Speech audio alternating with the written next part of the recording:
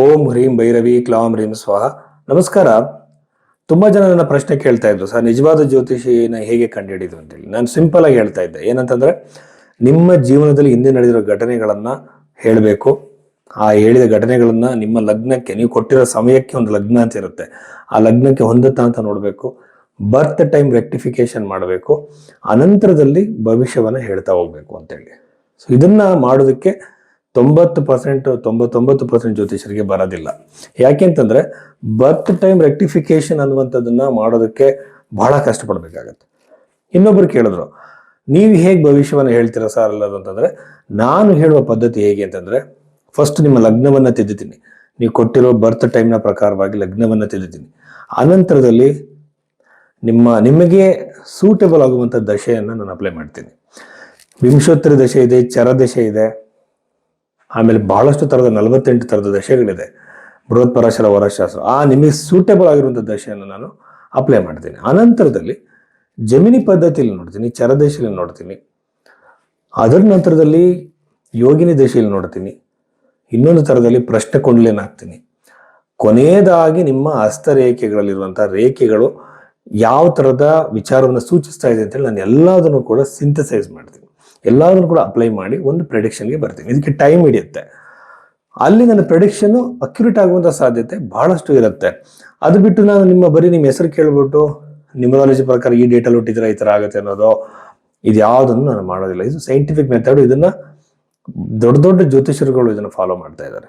So ಅದನ್ನು ಬಿಟ್ಟು ಸುಮ್ಮನೆ ಕಾಲಹರಣಕ್ಕೆ ಏನೋ ಒಂದು ಹೇಳುವಂಥದ್ದು, 4ರಲ್ಲಿ 2 ಅಂತ ನಿಜ ಆಗತ್ತೆ, ಇದೆಲ್ಲ ಕೂಡ ಜ್ಯೋತಿಷ್ಯ ಅಲ್ಲ. ಸೊ ಇದು ನನ್ನ ಪದ್ಧತಿ. ಸೊ ಹಾಗಾಗಿ ನಿಜವಾದ ಜ್ಯೋತಿಷ್ಯನ ನಿಮ್ಮ ಘಟನೆಗಳನ್ನ ಎಷ್ಟು ಅಕ್ಯುರೇಟ್ ಆಗಿ ಅವ್ರು ಹೇಳ್ತಾರೆ ಅನ್ನೋದ್ರ ಮೇಲೆ ನಾವು ಕಂಡುಹಿಡಿಬಹುದು. ಆ ಬಗೆಯಲ್ಲಿ ನಿಮ್ಮ ಜಾತಕವನ್ನ ನೀವು ತೋರಿಸ್ಬೇಕಾಗಿದೆ. ನೀವು ಭೈರವಿ ಆಸ್ಟ್ರೋಗೆ ಸಂಪರ್ಕ ಮಾಡಬಹುದು. ಸೊ ಇಲ್ಲಿ ಬಹಳ ಮುಖ್ಯವಾದ ವಿಚಾರ ಏನಂತಂದ್ರೆ, ಹಸ್ತ ಸಾಮುದ್ರಿಕ, ಇಲ್ಲಿ ಡೇಟ್ ಆಫ್ ಬರ್ತ್ ಇಲ್ವಲ್ಲ ಸರ್ ಅಂತ ತುಂಬಾ ಜನ ಕೇಳ್ತಾರೆ.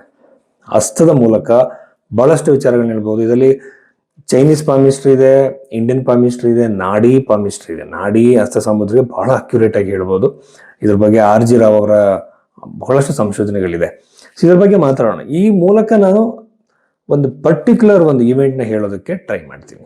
ಸೊ ಇದು ನನ್ನ ವೇ ಆಫ್ ಪ್ರೆಡಿಕ್ಷನ್. ಸೊ ಇದು ನನ್ನ ಟೆಕ್ನಿಕ್. ಸೊ ಈ ಬಗ್ಗೆ ನೀವು ಪ್ರೆಡಿಕ್ಷನ್ಸ್ ತಗೋಬೇಕು ಅಂದ್ರೆ ಕಾಂಟ್ಯಾಕ್ಟ್ ಮಾಡ್ಬೋದು. ವೃಷಭ ರಾಶಿ 2026 ಮಾರ್ಚ್ 8ನೇ ತಾರೀಕಿನ ನಂತರ ವಾರ ಫಲದಲ್ಲಿ ವೃಷಭ ರಾಶಿಯ ಬಗ್ಗೆ ನಾವು ನೋಡೋದಾದ್ರೆ, ವೃಷಭ ರಾಶಿಯವರಿಗೆ ಸಂಬಂಧಪಟ್ಟಂತೆ ಬಹಳ ವಿಶೇಷವಾಗಿ ವೃಷಭ ರಾಶಿಯವರಿಗೆ, ಒಂದು ವೇಳೆ ನೀವು ಸಾಲದಲ್ಲಿದ್ದೀರಾ, ಸಾಲದ ಸಮಸ್ಯೆಗಳಲ್ಲಿ, ಸಾಲದ ಸುಳಿಯಲ್ಲಿ ಸಿಗಾಕೊಂಡಿದ್ರ, ಸಾಲದ ಸುಳಿ ಅಂತಂದ್ರೆ ನಾವೇ ಮಾಡ್ಕೊಂಡಿರುವಂಥದ್ದು, ಅದು ಯಾರೋ ಮಾಡಿರುವಂಥದ್ದಲ್ಲ, ಆ ಬಗೆಯ ಸಮಸ್ಯೆಯನ್ನು ನೀವು ಅನುಭವಿಸ್ತಾ ಇದ್ರೆ ಹೊರಗಡೆ ಬರುವಂತೆ ಗುರುಗ್ರಹದ ವಕ್ರೀಯ ಗ್ರಹದ ಒಂದು ಪ್ರಭಾವದಿಂದ ನಿಮಗೆ ಹೊಸ ಮಾರ್ಗ ಸಿಗ್ಬೋದು. ಭಗವಂತ ನಮಗೆ ನೇರವಾಗಿ ಬರಲ್ಲ, ನಾವು ಭಗವಂತ ತೋರಿಸಿದಂತಹ ದಾರಿಯನ್ನ ಉಪಯೋಗಿಸ್ಕೋಬೇಕಾಗತ್ತೆ. One of the first thing, ಒಂದು ಭಗವಂತನ ಆಶೀರ್ವಾದದಿಂದ ಒಂದು ದಾರಿ ಸಿಗುತ್ತೆ, ದಾರಿನ ಉಪಯೋಗಿಸ್ಕೋಬೇಕು. ನಮ್ಮ ಬುದ್ಧಿಶಕ್ತಿಯನ್ನು ಕೂಡ ನಾವು ಉಪಯೋಗಿಸ್ಕೋಬೇಕಾಗತ್ತೆ. ವಕ್ರಿ ಆಗಿರುವಂಥ ಗುರುಗ್ರಹ ವಿಶೇಷವಾಗಿರುವಂಥ ಅವಕಾಶಗಳು ನಿಮಗೆ ಕೊಡ್ತಾನೆ, ಸಾಲ ತೀರ್ಸೋದಕ್ಕೆ, ಸಾಲದಿಂದ ಹೊರಗಡೆ ಬರೋದಕ್ಕೆ. ಅದನ್ನು ಉಪಯೋಗಿಸ್ಕೊಳ್ಳಿ. ಚತುರ್ಥ ಭಾವದಲ್ಲಿ ಕೇತುವಿನಿಂದ ಕುಟುಂಬದಲ್ಲಿ ಕಲಹ, ಕಿರಿಹಿರಿ, ಅನವಶ್ಯಕವಾಗಿರುವಂಥ ಜಗಳಗಳು ಕ್ರಿಯೇಟ್ ಆಗ್ಬೋದು. ತಂದೆ ತಾಯಿ ಜೊತೆನೋ, ಗಂಡ ಹೆಂಡತಿ ಜೊತೆನೋ ನಿಮ್ಮಲ್ಲಿ ಒಂದು ಅನಾನುಕೂಲವಾಗಿರುವಂಥ ವಾತಾವರಣ ಕ್ರಿಯೇಟ್ ಆಗುವಂಥ ಸಾಧ್ಯತೆ ಇರೋದ್ರಿಂದ ಬಹಳ ಒಂದು ಮೆಂಟಲ್ ಸ್ಟೆಬಿಲಿಟಿನ ನೀವು ಕಾಪಾಡ್ಕೊಳ್ಳಿ. ಮಾನಸಿಕ ಪ್ರಶಾಂತತೆಯನ್ನು ಕಾಪಾಡ್ಕೊಳ್ಳಿ. ಜಗಳ ಮಾಡ್ಕೊಳಕ್ ಹೋಗ್ಬೇಡಿ. ನಿಮ್ಮ ಮಾತಿನ ಮೇಲೆ ಹಿಡಿತಾ ಇರಲಿ. ಈ ಟೈಮ್ ಪೀರಿಯಡ್ ಅಲ್ಲಿ ನೀವು ಏನೇನೋ ಮಾತಾಡಿ ಸಿಗಾಕೊಳ್ಳೋ ಸಾಧ್ಯತೆಗಳು ಹೆಚ್ಚು. ವೃಷಭ ರಾಶಿಯವರು ಬಹಳ ಕೇರ್ಫುಲ್ ಆಗಿ ಇರಬೇಕಾಗತ್ತೆ. 11th ಹೌಸ್ ಪ್ಲೇಸ್ಮೆಂಟ್ ಇರೋದ್ರಿಂದ ಷಷ್ಠ್ಯಾಧಿಪತಿ 11ನೇ ಮನೆ ಕ್ಲಿಯರ್ ಕಟ್, ಇದು ಬಹಳ ಚೆನ್ನಾಗಿ ಹೇಳ್ಬೋದು. ನಿಮಗೆ ಫೈನಾನ್ಷಿಯಲ್ ಲಾಸ್ ಆಗುವಂಥ ಸಾಧ್ಯತೆ, ನೀವು ಯಾವ್ದಾದ್ರು ಒಂದು ಬಿಸ್ನೆಸ್ ಅಲ್ಲೋ ಒಂದು ವ್ಯವಹಾರದಲ್ಲೋ ಹಣವನ್ನು ಹಾಕೋದಕ್ಕೆ ಮುಂಚೆ 100 ಸಲ ಯೋಚನೆ ಮಾಡೋದು ಒಳ್ಳೇದು. ಯಾಕೆಂತಂದ್ರೆ ಲಾಸ್ ಆಗುವಂಥ ಸಾಧ್ಯತೆ ಬಹಳ ಹೆಚ್ಚಾಗಿದೆ. ಸ್ವಲ್ಪ ದಿನ ವೆಯ್ಟ್ ಮಾಡಿ. ಶುಕ್ರ ಗ್ರಹ ಅಲ್ಲಿಂದ ಬದಲಾವಣೆನ ಹೊಂದಬೇಕು. ಸೊ ಇದೊಂದು ಬಹಳ ಮುಖ್ಯವಾಗಿರುವಂಥದ್ದು. ಆಮೇಲೆ ವಿವಾಹದ ಸಾಧ್ಯತೆ ಖಂಡಿತವಾಗ್ಲೂ ಇದೆ. ಎಂಗೇಜ್ಮೆಂಟ್ ಆಗುವ ಸಾಧ್ಯತೆ, ಬಹಳ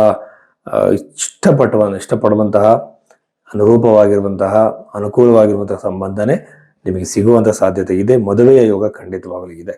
ಆಮೇಲೆ ವಿದ್ಯಾರ್ಥಿಗಳಿಗೆ ಬಹಳ ಚೆನ್ನಾಗಿದೆ. ಹೊಸ ಕೋರ್ಸ್ಗಳನ್ನ ಮಾಡ್ತಿರೋರಿಗೆ ಚೆನ್ನಾಗಿದೆ. ಉದ್ಯೋಗಕ್ಕೆ ಸಂಬಂಧಪಟ್ಟಂತೆ ಬದಲಾವಣೆ ಮಾಡಿ ಜಾಬಿಂದ ಬಿಸ್ನೆಸ್ ಹೋಗೋ ಯೋಚನೆಯಲ್ಲಿ ತಯಾರಿಯಲ್ಲಿದ್ರೆ ಅವರಿಗೆ ಅನುಕೂಲ, ಬಿಸ್ನೆಸ್ ಇಂದ ಜಾಬಿಗೆ ಬರೋರ್ಗೂ ಅನುಕೂಲ, ಹೊಸ ಜಾಬಿಗೋಸ್ಕರ ನೀವೇನಾದ್ರು ಇಂಟರ್ವ್ಯೂ ಕೊಟ್ಟಿದ್ರೆ ಅಲ್ಲೂ ಕೂಡ ನಿಮಗೆ ಅನುಕೂಲವಾಗುವಂತಹ ಸಾಧ್ಯತೆ ಅತಿ ಹೆಚ್ಚಾಗಿದೆ. ದಶಮ ಭಾವದಲ್ಲಿರುವಂತಹ ರಾಹು ವಿಶೇಷವಾಗಿರುವಂತಹ ಸಡನ್ ಚೇಂಜಸ್ಗಳನ್ನ ಕೊಡೋ ಸಾಧ್ಯತೆ ಇರುತ್ತೆ. ಈ ಸಡನ್ ಚೇಂಜಸ್ಸು ಉದ್ಯೋಗದಲ್ಲಿ ಒಂದು ಬೇರೆ ಉದ್ಯೋಗ ಪ್ರಾಪ್ತಿ ಆಗಿರ್ಬೋದು, ಅಥವಾ ಹೊಸ ಉದ್ಯೋಗದ ಪ್ರಾಪ್ತಿ, ಅಥವಾ ನಿಮಗೆ ಪ್ರಮೋಟ್ ಆಗುವ ಚಾನ್ಸಸ್ ಇವೆಲ್ಲದೂ ಕೂಡ ಇರುತ್ತೆ. ನೀವೇನಾದರೂ ಹೊಸದಾಗಿ ಬಿಸ್ನೆಸ್ ಒಂದು ಟೆಕ್ನಾಲಜಿ ಫೀಲ್ಡಲ್ಲಿ ಮಾಡಬೇಕು ಅಂದ್ಕೊಂಡಿದ್ರೆ, ಈಗ ಕೆಲವರು ಸ್ಟಾರ್ಟಪ್ಗಳನ್ನ ಮಾಡ್ತಾರೆ, ಆ್ಯಪ್ಗಳನ್ನ ಕ್ರಿಯೇಟ್ ಮಾಡ್ತಾರೆ, ಈ ಸಾಧ್ಯತೆ ಹೆಚ್ಚ ಲಾಭವನ್ನು ತಂದುಕೊಡುತ್ತೆ. ಆಮೇಲೆ ಫೈನಾನ್ಷಿಯಲ್ ಫ್ಲೋ ಹೆಚ್ಚಾಗಿ ನೀವು ಮಾಡ್ತಿರುವಂಥ ಬಿಸ್ನೆಸ್ ವ್ಯವಹಾರಗಳು ಹಣದ ಒಂದು ಫ್ಲೋ ಹರಿವು ಹೆಚ್ಚಾಗುವ ಸಾಧ್ಯತೆಗಳಿರುತ್ತೆ. ಆಮೇಲೆ ಇಲ್ಲಿ ಸಂತಾನದ ಯೋಗದ ಅವಕಾಶಗಳಿರುತ್ತೆ. ಜೊತೆಯಲ್ಲಿ ಪ್ರಾಪರ್ಟಿ ಖರೀದಿ ಮಾಡಬೇಕು ಅಂತಿದ್ರೆ ಸ್ವಲ್ಪ ನೆಗೆಟಿವ್ ಆಗಿರುವಂಥ ಟೈಮ್ ಪೀರಿಯಡ್, ಬಟ್ ಕಷ್ಟ ಸಾಧ್ಯವಾಗುತ್ತೆ. ಸ್ವಲ್ಪ ಜಾಸ್ತಿ ಎಫರ್ಟ್ನ ಹಾಕಬೇಕಾಗತ್ತೆ. ಹಾಕಿದಾಗ ನಿಮಗೆ ಹೆಚ್ಚು ಲಾಭವನ್ನು ತಂದು ಕೊಡುವ ಸಾಧ್ಯತೆ, ನಿಮಗೆ ಅನುಕೂಲವಾಗಿರುವಂತಹ ನಿಮ್ಗೆ ಇಷ್ಟಪಡುವಂತಹ ಪ್ರಾಪರ್ಟಿಯನ್ನೇ ನೀವು ಖರೀದಿ ಮಾಡುವ ಸಾಧ್ಯತೆ, ಅದು ಎಸ್ಟೇಟ್ ಆಗಿರ್ಬೋದು, ಮನೆ ಆಗಿರ್ಬೋದು, ಸೈಟ್ ಆಗಿರ್ಬೋದು ಹೆಚ್ಚಾಗಿರುತ್ತೆ ಅಂತ ಹೇಳ್ಬೋದು. ಇಷ್ಟೆಲ್ಲ ವಿಚಾರಗಳು ವೃಷಭ ರಾಶಿಯವರಿಗಿದೆ. ಬಹಳ ತಾಳ್ಮೆಯ ಮನಸ್ಥಿತಿಯನ್ನು ಇಟ್ಕೊಳ್ಳಿ, ಮಾನಸಿಕ ಪ್ರಶಾಂತತೆಯನ್ನು ಕಾಪಾಡ್ಕೊಳ್ಳಿ, ಪ್ರಾಣಾಯಾಮವನ್ನು ಮಾಡಿ, ಫಿಸಿಕಲ್ ಆಕ್ಟಿವಿಟೀಸ್ಗಳನ್ನ ಮಾಡಿ. ಮನಸ್ಸು ಎಲ್ಲೆಲ್ಲೋ ಹೋಗುವಂಥ ಸಾಧ್ಯತೆ ಇದೆ, ಸ್ವಲ್ಪ ಅದರ ಕಡೆ ಗಮನ ಕೊಡೋದು ಒಳ್ಳೆಯದು. ಆಮೇಲೆ ದಾನ ಧರ್ಮಗಳು ಮತ್ತು ಒಂದು ಬಹಳ ಉತ್ತಮವಾಗಿರುವಂತಹ ಧಾರ್ಮಿಕ ಕೆಲಸಗಳನ್ನು ನೀವು ಮಾಡೋ ಸಾಧ್ಯತೆಗಳು ಈ ವಾರದಲ್ಲಿ ಹೆಚ್ಚಾಗಿ ಕಾಣ್ತಾ ಇದೆ. ಯಾವುದಾದ್ರೂ ಒಂದು ಧಾರ್ಮಿಕ ಕೆಲಸವನ್ನು, ದಾನದ ಕೆಲಸವನ್ನು ಒಪ್ಕೊಂಡಿದ್ದೆ ಖಂಡಿತವಾಗ್ಲೂ ಮಾಡಿ ಮುಗಿಸಿ. ಅದರಿಂದ ಫಲಪ್ರಾಪ್ತಿ, ಅದರಿಂದ ಒಳ್ಳೆಯ ಅಭ್ಯುದಯ ಸಾಧ್ಯವಾಗ್ಬೋದು. ನಮಸ್ಕಾರ.